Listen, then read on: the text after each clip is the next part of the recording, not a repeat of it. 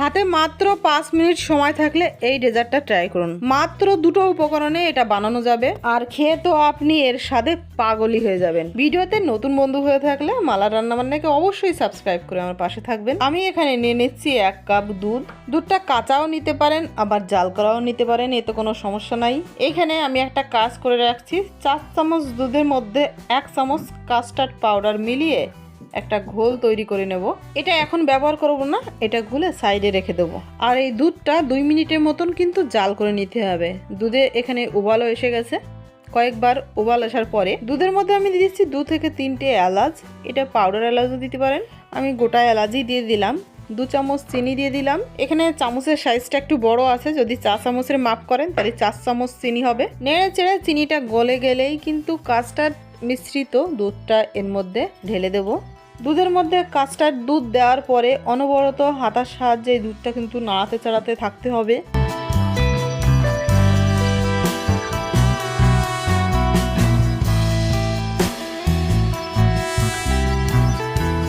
এবারে এই দুধের মধ্যে একটা উবাল আসার অপেক্ষা। এই যে দুধটা খুব সুন্দরভাবে কিন্তু ফুটছে।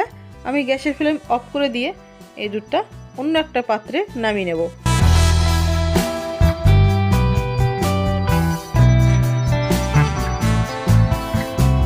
এই দুধটা নর্মাল টেম্পারেচারে এসে গেলে আমি তারপরে ফ্রিজে রেখে আধা ঘন্টার জন্য একটু ঠান্ডা করে নেব। এদিকে আমি আরেকটা উপকরণ রেডি করে নেব। এখানে আমি 1/4 কাপ দুধের মধ্যে আধা চামচ পাউডার চিনি গুলে রেখে দিচ্ছি। এবার আমি চলে যাব নেক্সট প্রসেসে। এখানে আমি কয়েক পিস স্লাইস পাউরুটি নিয়েছি। এই পাউরুটির চারিপাশের এই ব্রাউন কালার অংশটা কিন্তু আমি কেটে বাদ দিয়ে নেব। আর এই ব্রাউন কালারের পোর্শনটা সযত্নে রেখে ব্রেড গামস হিসেবে ব্যবহার করতে পারবেন যখন ইচ্ছা তখন। আপাতত আমি আর একটা উপকরণ রেডি করে নেব। এগুলো কিন্তু দুধের সর। দুধ জাল করার সময় দুধের উপরে যখন সর পড়ে একটা বাটিতে করে ফ্রিজে রেখে দিই, এই সমস্ত ডেজার্টে ব্যবহার করব তাই। তো সেই মালাই আমি 2 চামচ নিয়ে 1 চামচ গুঁড়ো চিনি দিয়ে একটু মিশিয়ে নিচ্ছি। এবারে 1/4 টিস্পুন করে ফ্রেশ ক্রিম বা মালাই যেটাই বলেন, এই যে একটা পাউরুটির পরে এরকম স্প্রেড করে দেবো চামচের সাহায্যে এই ক্রিমটা সুন্দর করে স্প্রেড করার পরে উপর থেকে আর একটা পাউরুটি এইভাবে চাপা দিয়ে দেবো। ঠিক একই রকম ভাবে সবকটা পিস রেডি করে নেব।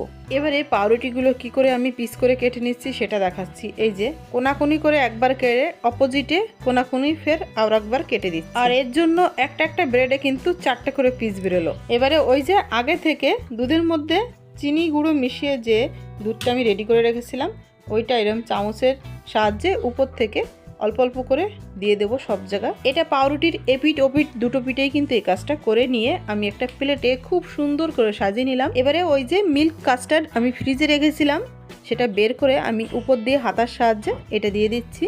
আর এটা কিন্তু ভীষণ লোভনীয় একটা ডেজার্ট। এটা এতই সোজা যে একটা বাচ্চা অবধি বানিয়ে নিতে পারবে। এটা রান্নার কিন্তু সেরকম কোনো ব্যাপার নেই এর মধ্যে, শুধু কাস্টার্ড পাউডারটা জাল দিতে হবে, এইটাই যা। এই কাস্টার্ড মিল্কটা আমি হাতার সাহায্যে সব কটা ব্রেডের উপরে খুব সুন্দরভাবে দিয়ে দেবো। এই ডেজার্টটা এতটাই অসাধারণ খেতে লাগে, বাড়িতে না বানিয়ে খেলে না বুঝতেই পারবেন না। এত সুন্দর ডেজার্ট না কোনো কোনো সময় বিনা মতলবেও কিছু বাড়িতে মিষ্টি জাতীয় কিছু তৈরি করে খাওয়া উচিত। আর এই কাস্টার্ড মিল্কটা আমি ভিডিও করার জন্য খুব তাড়াতাড়ি বের করে নিয়ে আসলাম, কিন্তু ফ্রিজে আরেকটু সময় রাখলে এটা কিন্তু আরো ঘন হতো। স্বাদের এবং সৌন্দর্য বাড়ানোর জন্য আমি উপর থেকে বাদাম কুচি দিয়ে দিচ্ছি।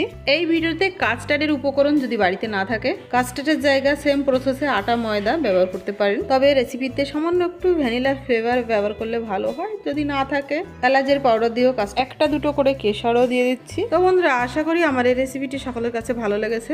ভিডিওটি শেষ পর্যন্ত দেখার জন্য সকলকে অসংখ্য ধন্যবাদ। সবাই খুব ভালো থাকবেন, সুস্থ থাকবেন, আমার সাথে সদা সর্বদা এইভাবেই থাকবেন।